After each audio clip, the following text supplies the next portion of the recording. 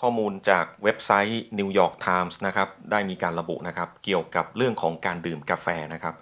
ซึ่งผมคิดว่าการดื่มกาแฟเนี่ยก็หลายๆท่านนะฮะที่อยู่ในวัยทำงานนะครับ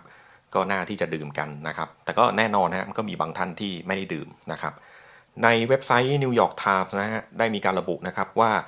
การวิจัยจากผลการศึกษาใหม่เนี่ยพบว่าผู้ที่ดื่มกาแฟในปริมาณปานกลางโดยถึงแม้ว่าจะใส่น้ำตาลด้วยเล็กน้อยเนี่ย มีโอกาสเสียชีวิตน้อยกว่าผู้ที่ไม่ดื่มกาแฟถึง 30%ผลการวิจัยที่ตีพิมพ์ในวารสาร The Annals of Internal Medicine ระบุว่ากาแฟหนึ่งถ้วยที่ผู้คนดื่มในแต่ละวันเนี่ยอาจลดความเสี่ยงต่อการเสียชีวิตจากปัญหาด้านสุขภาพ ในระหว่างการศึกษาวิจัยพบว่าผู้ที่ดื่มกาแฟ 1.5 ถึง 3.5 ถ้วยต่อวันแม้ว่าจะใส่น้ำตาล 1 ช้อนชาก็ลดความเสี่ยงในการเสียชีวิตเมื่อเทียบกับผู้ที่ไม่ดื่มกาแฟถึง 30%ขณะที่ผู้ที่ดื่มกาแฟแบบไม่ใส่น้ำตาลจะมีความเสี่ยงลดลง 16 ถึง 21%โดยผู้ที่ดื่มกาแฟประมาณ 3 ถ้วยต่อวันมีความเสี่ยงต่อการเสียชีวิตต่ำที่สุดเมื่อเทียบกับผู้ที่ไม่ดื่มกาแฟ นักวิจัยวิเคราะห์ข้อมูลการบริโภคกาแฟที่รวบรวมจาก UK Biobank ซึ่งเป็นฐานข้อมูลทางการแพทย์ขนาดใหญ่ที่มีข้อมูลด้านสุขภาพจากผู้คนทั่วสหราชอาณาจักร โดยพวกเขาวิเคราะห์ข้อมูลประชากรไลฟ์สไตล์และอาหารการกินที่รวบรวมจากผู้คนมากกว่า 170,000 คนที่มีอายุระหว่าง 37 ถึง 73 ปีในช่วงติดตามผลเฉลี่ย 7 ปี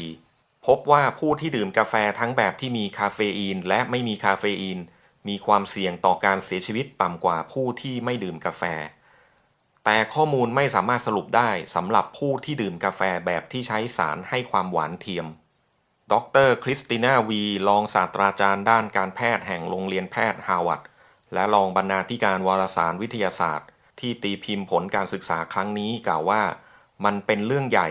มีบางสิ่งที่ช่วยลดอัตราการเสียชีวิตของคุณได้ถึง 30%อย่างไรก็ตามมีข้อควรระวังที่สำคัญในงานวิจัยนี้ดรวีกล่าวเสริมว่านี่เป็นการศึกษาเชิงสังเกตซึ่งหมายความว่าข้อมูลไม่สามารถพิสูจน์ได้อย่างชัดเจนว่ากาแฟช่วยลดความเสี่ยงต่อการเสียชีวิตได้อย่างไร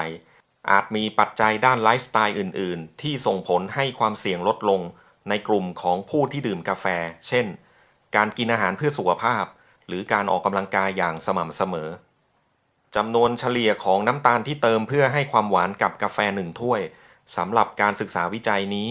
คือมากกว่า1 ช้อนชาเล็กน้อยซึ่งน้อยกว่าปกติที่เติมลงในเครื่องดื่มที่มีน้ำตาลจำนวนมากในร้านกาแฟทั่วประเทศยกตัวอย่างเช่นคาราเมลมาคิอาโต้ในร้านกาแฟ Starbucks มีน้ำตาล25 กรัม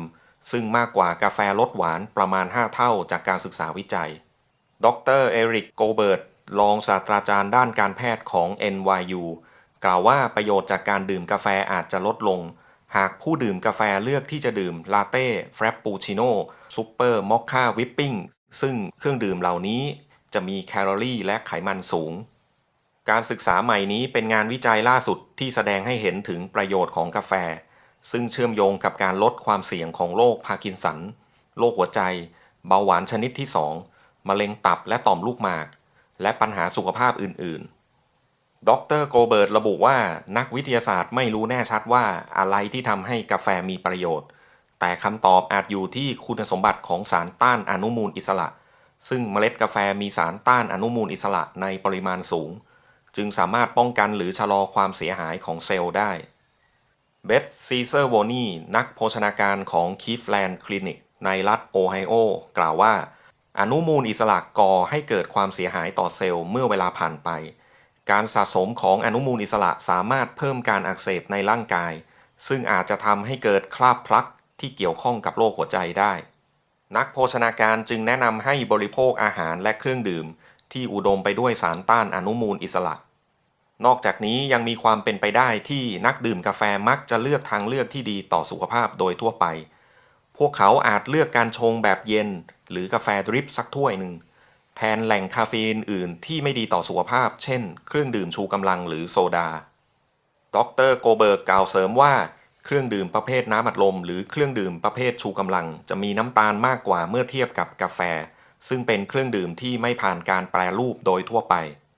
ในช่วงท้ายนี้ดรวีกล่าวว่าแม้จะมีหลักฐานสนับสนุนเกี่ยวกับกาแฟแต่ก็ยังไม่มากพอที่จะแนะนำให้ผู้ที่ไม่ดื่มกาแฟหันเปลี่ยนมาดื่มกาแฟในชีวิตประจำวันและสำหรับนักดื่มกาแฟตัวยงก็ไม่ควรใช้การศึกษานี้เพื่อเพิ่มปริมาณการดื่มกาแฟให้มากขึ้นกว่าเดิมเพราะผลการศึกษาพบว่าประโยชน์ของกาแฟจะลดลงสำหรับผู้ที่ดื่มกาแฟมากกว่า 4.5 ถ้วยต่อวันซึ่งการศึกษาในอดีตแสดงให้เห็นว่าการบริโภคกาแฟในปริมาณที่มากกว่า 7 ถ้วยต่อวันอาจส่งผลเสียมากกว่า